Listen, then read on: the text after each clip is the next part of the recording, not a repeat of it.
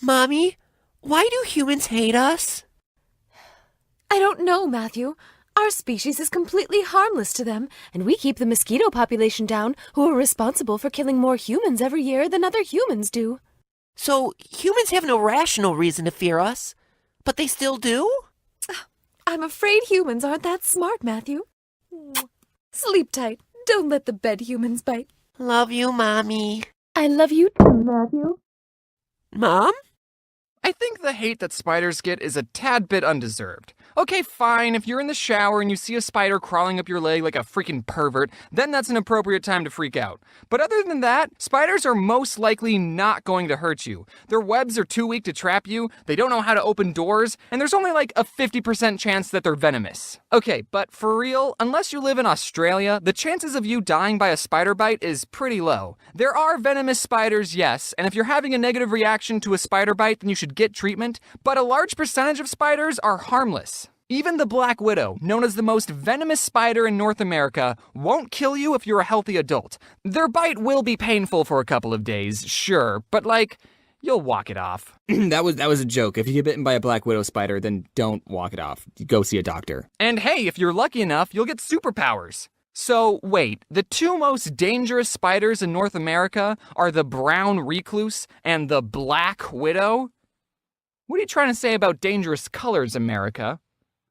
Oh wait, the great white shark's even more dangerous. Never mind. Technically, sharks are the second least dangerous animal out there besides puppies, because they don't want to eat humans.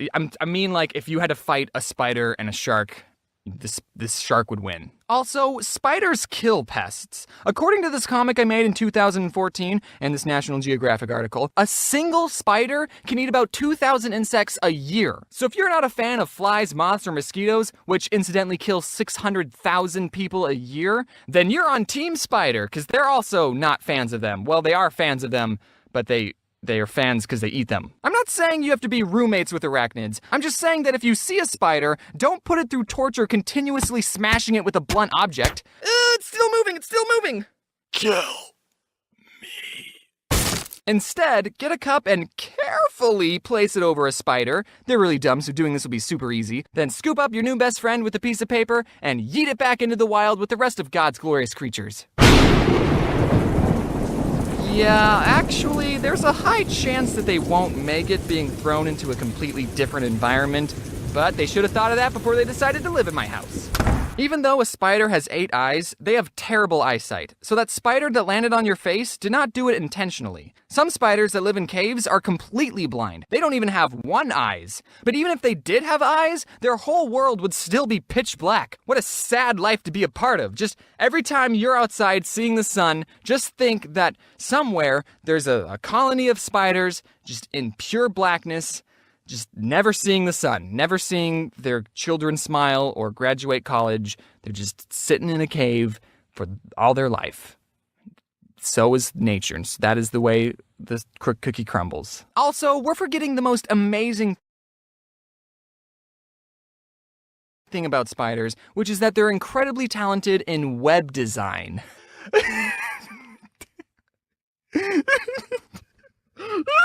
Proportionately, the silk that makes up a spider web is stronger than the fibers that make up a bulletproof vest. So next time you go to a gunfight, put on a spider web instead. The amazing thing about spider webs is that not only can they save Wilbur from being slaughtered, but it's just stupid incredible that something so small can make such an intricate shape from nothing but the material inside their own bodies. The golden silk orb weaver spider has too many middle names and has enough silk inside of them to make 3 full spider webs. And it's this guy's job to pin that spider down and pull out all of its silk like some kind of spider predator. It's okay though, the documentary said he was just harmlessly immobilizing the spiders. I can't believe this is someone's job. I don't think telling people I'm a YouTuber is that bad anymore. So, what do you do for a living? I harmlessly immobilize spiders with thumbtacks and pull silk out of their abdomen to add to my ever-increasing collection. What about you?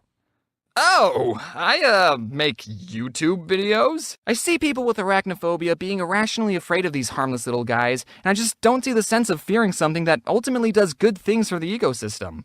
But you know what we should be afraid of? Bees! Bees are terrifying! Look, they're sucking the blood out of this guy to make honey! Oh, they're dying at an alarming rate? Good! Okay, that was a joke. Bees are, without a doubt, the most important insect on this planet. Not only do they have the best work ethic of any living thing on Earth, which is why none of them are YouTubers, they also pollinate 30% of the world's crops. Don't ask me who pollinates the rest, because I don't know. Without bees, humanity would turn to pure anarchy. Bees are so important that world-famous comedian Jerry Seinfeld made a documentary about the life of a bee and what the world would be like without them. But ever since 2006, bees, just like all the memes say, have been dying at an alarming rate. The scary thing is that scientists don't know exactly the reason for this bee-apocalypse. But they think it has to do with new pesticides being used on farms, parasites that kill the bee, and global warming. So once we figure out how to fix those three problems, we'll be in good shape. It's just a little bee pun. We like to have fun around here. Now, what can you, a concerned citizen, do to stop the dropping population of bees? Most likely nothing, because I don't think anyone watching this makes laws about pesticides or stopping global warming. So we just gotta sit back and hope the people who make those laws know the importance of bees.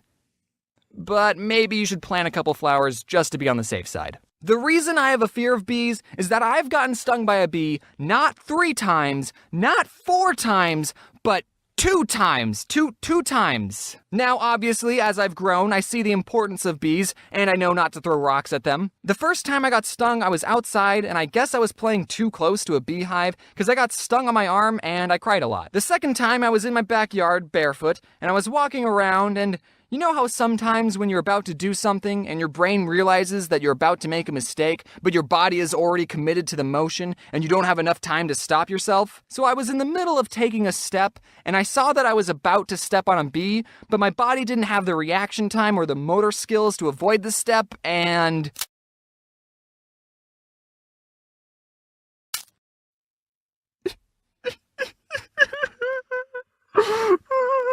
I'm sure the bee was just acting in self-defense, but man, that scarred me. Some people may have an allergic reaction to bee stings, and they should go to a hospital if they get stung, but in my case, it just hurt a lot, and my mom put baking soda over where I got stung, and I cried. When people found out I was afraid of bees, they would always tell me that bees are docile creatures and they only sting you if they feel threatened. They would say the same thing about spiders too, by the way. So whenever I would see a bee, I would silently freak out and stay as still as a rock, cause unlike spiders, with bees, you're not allowed to fight back. You'll both lose if that happens. I gotta show this bee how unthreatening I am. They should be able to just take a look at me and know that. But then when a bee lands on your arm, holy frick, that's true fear.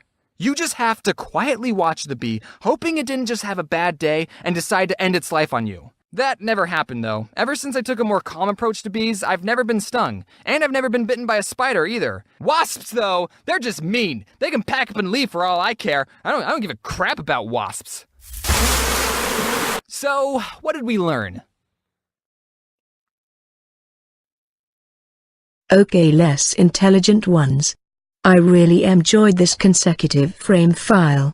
It is put together in a very enjoyable manner while still giving the watchers very important information. I actually am kind of jealous that I didn't think of it. So if you know someone who wants to know more about spiders and bees and what their purpose is, I suggest sharing this consecutive frame file. The link to the creator is in the description along with my website Board 2 Trending. So check them out and stay tuned for more awesome videos. This is the Machinixt signing off.